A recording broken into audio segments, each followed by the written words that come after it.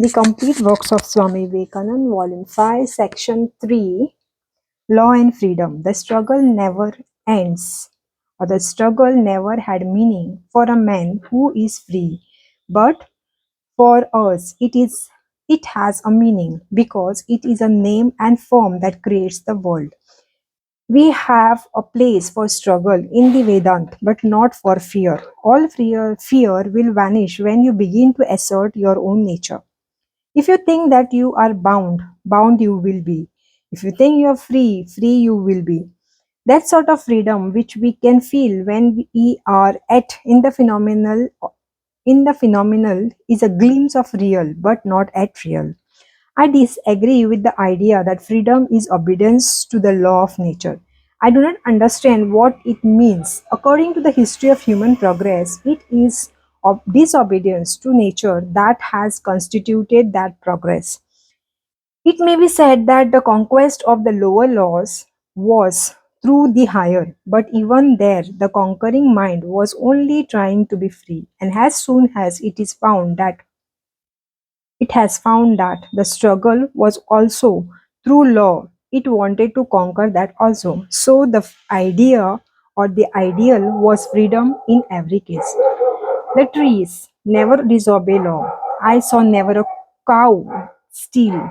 An oyster never tried to lie. Yet they are not greater than men. This life is a tremendous assertion of freedom, and this obedience of law or to law carried for enough would make us simply matter either in society or in politics or in religion. Too many laws are a sure sign of death. Too many laws are sure sign of death. Whenever in any society there are too many laws, it is sure sign that the society will die soon. If you study the characteristic of India, you will find that no nation possesses so many laws as the Hindus, and the national death is the result. But the Hindus had one peculiar idea: they never made any doctrine or dogma in religion. And the latter has had the great growth. I, Eternal law cannot be freedom because to say that the eternal is inside the law is the limitation. There is no purpose in the view with God, because if there were some purpose, we would be nothing better than men. He would be nothing better than men. Why should he need any purpose? If he had any, he would be bound by it. There would be something beside him which was greater. For instance, the carpet weaver makes a piece of carpet. The idea was outside of him, something greater. Now, where is the idea to which God would adjust himself? Just as the greater employer sometimes plays with doll, just as the greatest emperor plays with doll, sometimes plays with dolls. So here he is playing with the nature. And what we call law is this. We call it law because we can see only little bit which runs smoothly. Although all our ideas of law are within the little bit, it is nonsense to say that law is infinite and that throughout all time stones will fall. If all reason be based upon the experience who was there of or who was there to see if the stone fell 5 millions of years ago. So law is not constitutional in man. It is a scientific assertion has to men that where we begin, there we end. As a matter of fact, we are gradually outside of the law until we get out altogether, but with the added experience of the whole life. In God and freedom we begin, and freedom and God we end. This law are the middle state through which we have to pass. Our Vedant is the assertion of freedom always. The very idea of law will frighten the Vedantist, and the eternal law is a very dreadful thing for him because there would be no escape. If there is to be an eternal law binding him all the time, where is the difference between him and the blade of grass? We do not believe in that abstract idea of law. We say that it is freedom that we are to seek, and that the freedom is God. It is the same happiness as in everything else, but when man seeks it in something which is infinite or finite, he gets only a spark of it. The thief, when he steals, gets same happiness as the man who finds it in the God, but the thief gets only a little spark with the mass of misery. The real happiness is God, love is God, freedom is God, and everything that is bondage is not God. Man has freedom already, but he will have to discover it. He has it, but every moment forgets it. That discovering, consciously or unconsciously, is the whole life of everything or everyone. But the difference between the sage and the ignorant man is that one does it consciously and the other unconsciously. Everyone is struggling for freedom from the atom to the star. The ignorant man is satisfied if he call or he can get freedom within a certain limit. If he can get rid of the bondage of hunger or of being thirsty. But that sage feels that there is a stronger bondage which has to be thrown off. He would not consider the freedom of the red Indian as a freedom at all. According to our philosophers, freedom is the goal. Knowledge cannot be the goal because knowledge is a compound. It is a compound of power and freedom, and it is freedom alone that is desired.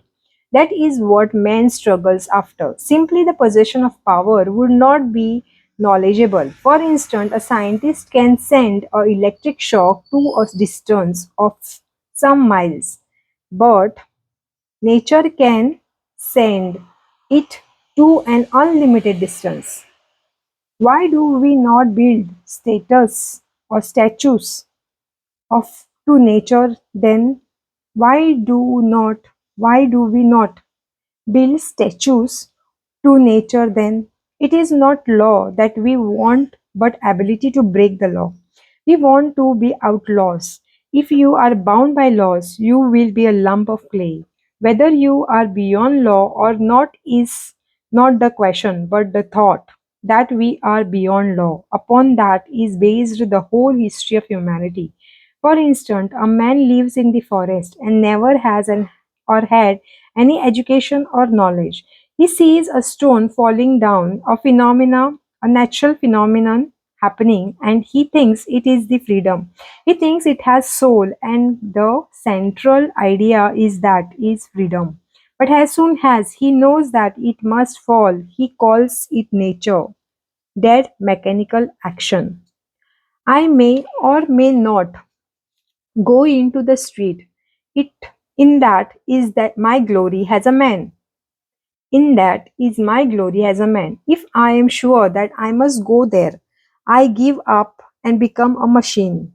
Nature with its infinite power is only a machine. Freedom alone constitute sentient life. Nature with its infinite power is only a machine. Freedom alone constitutes sentient life.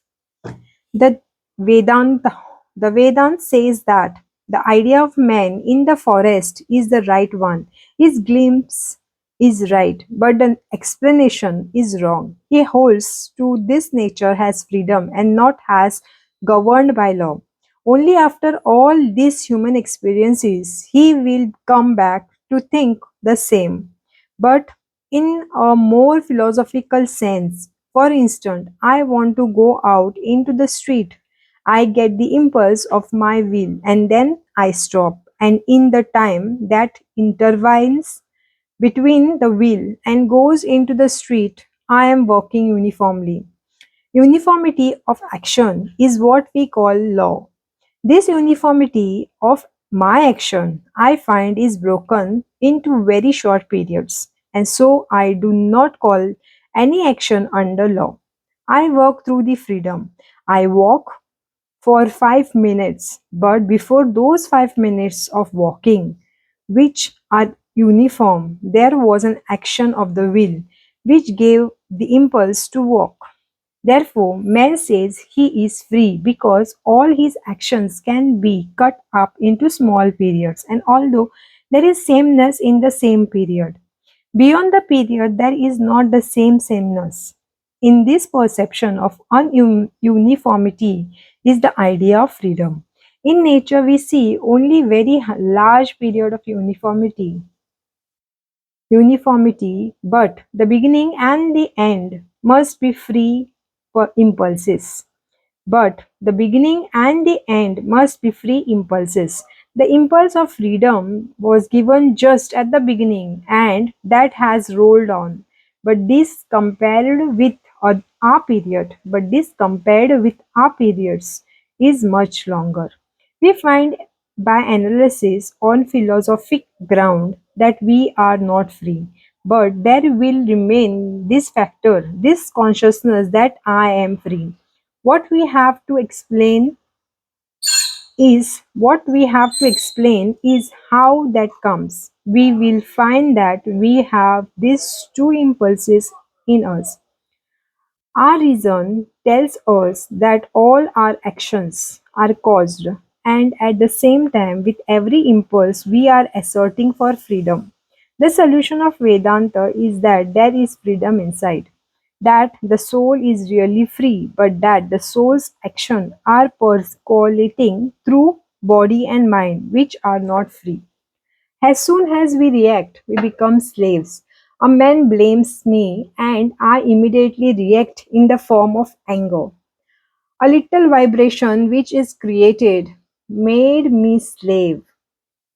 So, so we make the demonstration our freedom.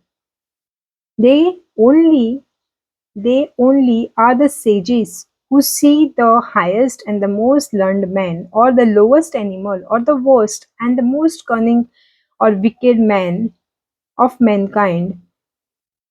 Not, Neither a man, nor the sage, nor an animal, but a same God in all of them.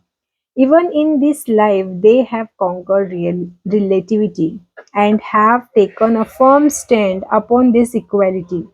God is pure, the same to all. Therefore, such a sage would be a living God. This is the goal towards which we are going. Every form of worship, every action of mankind is a method of attending to it.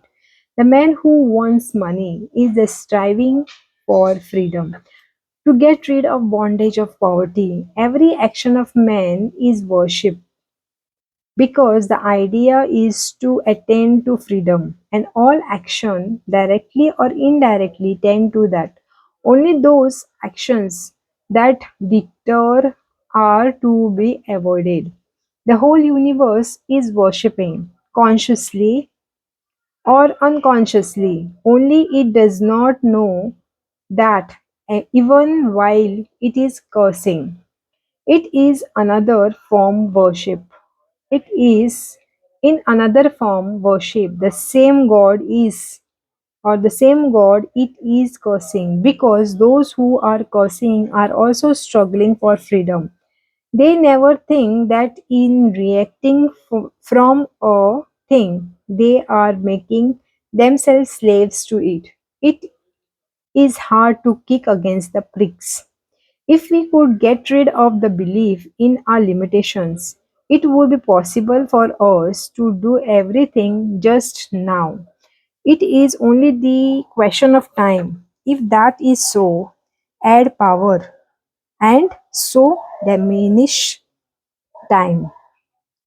If that is so, add power, and so diminish time. Remember the case of the professor who learned the secret of development of marble and who made marble in 20 years while it took nature centuries.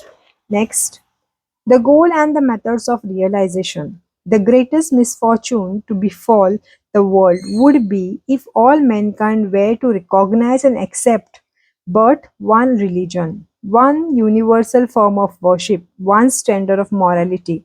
This would be the death blow to all religions and the spiritual progress. Instead of trying to hasten this disastrous event by inducing people or person through good or evil methods to conform to our own highest ideal of truth, we ought rather to endeavor to remove all obstacles which prevent men from developing in accordance with their own highest ideals, and thus make their attempt vain to assemble or to establish one universal religion. The ultimate goal of all mankind, the aim and the end of all religion, is but one: reunion with God, or what amount to the same, with the divinity which is ever man's true nature, with the divinity which is every man's true nature. But while the aim is one, the method of attaining many vary. By but while the aim is one, the method of attaining may vary with the different temperaments of men. Both the goal and method developed for researching is called as yoga, or reaching is called as yoga. A word derived from the Sanskrit word has the English yoke, meaning to join us to our reality, God. There are various such yogas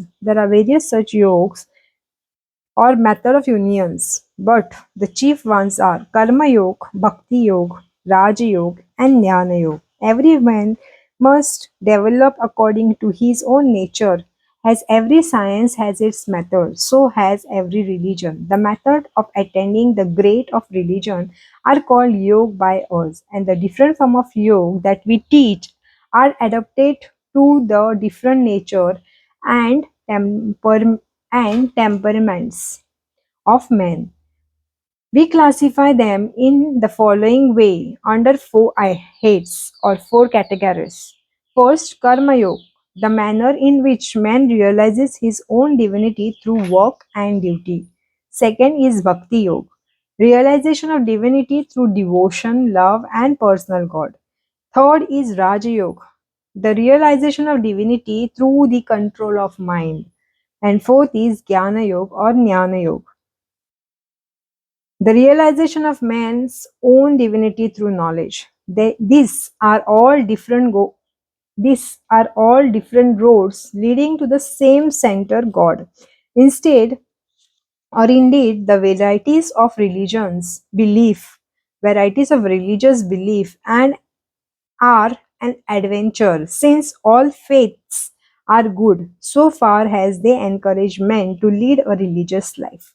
The some sect there are the more opportunist.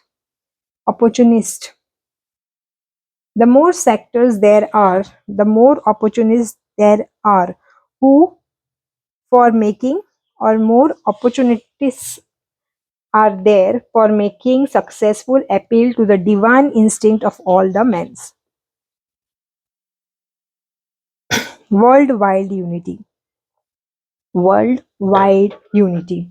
Speaking of the worldwide unity, before the Oak Beach Christian unity, Swami Vivekananda said, all religions are at the bottom alike. This is so, although the Christian church, like the Pharisee, is in the parable. Thanks God that it alone is right, and think that all other religions are wrong and in need of Christian light. Christianity must become tolerant before the world will be willing to unite with the Christian churches in a common charity. God has not left himself without a witness in any heart, and man, especially man who follows Jesus Christ, should be willing to admit it. In fact, Jesus Christ was willing to admit every good man to the family of God. It is not the man who believes a certain something, but the man who does the will of God in heaven, who is right. On this on this basis, being right and doing right, the whole world can unite. On this basis, being right and doing right, the whole world can unite. The aim of Raja Yoga. Yoga has essentially to do Yoga has essentially to do with the meditative side of religion rather than the ethical side. Though of necessity, a little of that later has to be considered. Men and women are growing to desire more than mere revelation, so called. They want facts in their own consciousness. Only through experience can there be any reality in religion. Spiritual facts are to be granted mostly from the subconscious or superconscious state of mind. Let us put ourselves into the same substance or same condition as did those who claim to have had special experiences. Then if we have similar experiences, they become fact for us. We call or we can see all the another has seen. A little thing that happened once can happen again. Now must under the same circumstances, Raj Yoga teaches us how to reach the super consciousness state.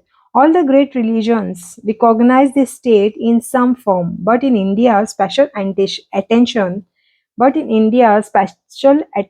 is paid to this side of religion. In the beginning, some mechanical means may help us to acquire these states, but mechanical means only can never accomplished much. Only but mechanical means only or alone can never accomplish much. Certain positions, certain modes of breathing helps to harmonize and concentrate the mind. But with this must go purity and strong desire for God or realization. The attempt to sit down and fix the mind on one idea and hold it there will prove to prove to most people that there is some need for help to enable them to do this successfully. The mind has to be gradually and systematically brought under control. The will has to be strengthened by slow, continuous, and persevering drill. This is no child's play, no fate to be tried one day and discard the next. It is the life work be the end to be attained is well worth all that it call or can cost us to reach it, and the end is attained in the will worth all that it can cost us to reach it, be nothing less than the realization of our absolute, and with the knowledge that we are certainly succeed, no price can be so greater to be paid.